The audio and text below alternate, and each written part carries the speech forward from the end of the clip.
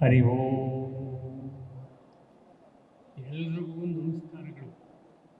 ಅದರಲ್ಲೂ ಮುಖ್ಯವಾಗಿ ಮುಖ್ಯಮಂತ್ರಿಗಳಾದಂಥ ಸಿದ್ದರಾಮಯ್ಯನವ್ರಿಗೆ ನಮಸ್ಕಾರಗಳು.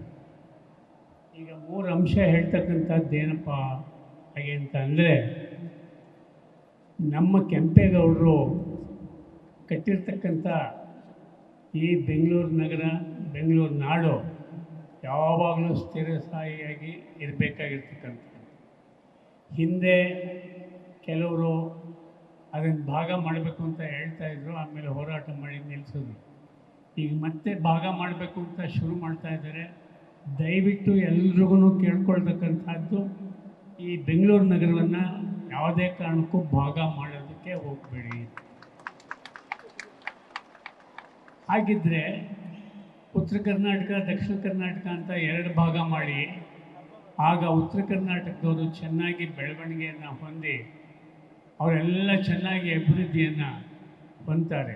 ಯಾಕೆ ಅಂತ ಅಂದರೆ, ಈಗ ಅಲ್ಲಿರೋರೆಲ್ಲರೂ ಬೆಂಗಳೂರಿಗೆ ಬಂದು ಸೇರ್ತಾ ಇದ್ದಾರೆ, ಅಲ್ಲಿ ಅಭಿವೃದ್ಧಿ ಆಗ್ತಾಯಿಲ್ಲ. ಆದ್ದರಿಂದ ದಯವಿಟ್ಟು ಬೆಂಗಳೂರನ್ನು ಯಾವುದೇ ಕಾರಣಕ್ಕೂ ಭಾಗಗಳಾಗಿ ಮಾಡಬೇಡಿ, ಒಂದಾಗೇ ಇರಲಿ. ಅದು ಬೆಂಗಳೂರು ನಾಡು ಹಾಗೆ ಅಂತ ಇರಲಿ. 2ನೇ ಅಂಶ ಏನಪ್ಪ ಹಾಗೆ ಅಂತ ಅಂದರೆ, ದಯವಿಟ್ಟು ಎಲ್ಲರೂ ಮುಖ್ಯಮಂತ್ರಿಗಳಾಗಿ ತಮ್ಮ ತಮ್ಮ ಅಧಿಕಾರವನ್ನು ಸ್ವಾದ ಮಾಡಿದ್ದಾರೆ. ನಮ್ಮ DK ಶಿವಕುಮಾರ್ ಒಬ್ಬರು ಮಾತ್ರ ಮುಖ್ಯಮಂತ್ರಿಗಳಾಗಿಲ್ಲ. ಆದ್ದರಿಂದ ದಯವಿಟ್ಟು ನಮ್ಮ ಸಿದ್ದರಾಮಯ್ಯನವರು ಈಗಾಗಲೇ ಅನುಭವ ಮಾಡಿದ್ದಾರೆ.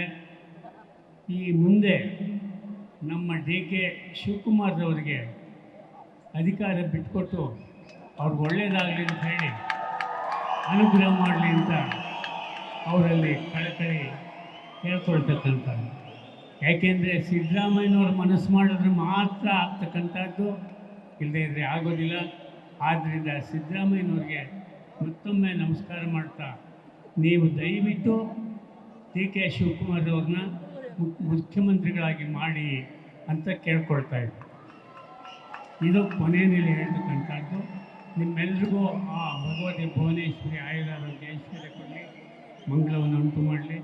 ಎಲ್ಲರೂ ಸಮೃದ್ಧಿಯಾಗಿ ಸುಖ ಶಾಂತಿ ನೆಮ್ಮದಿಯಿಂದ ಬಾಳಿ ಬದುಕುವಂತೆ ಆಗಲಿ ಅಂತ ಹಾರೈಸ್ತೇನೆ. ನ್ಯೂಸ್ ಫಸ್ಟ್, ನಿರ್ಭೀತಿಯಿಂದ ನಿಮ್ಮ ಪರವಾಗಿ.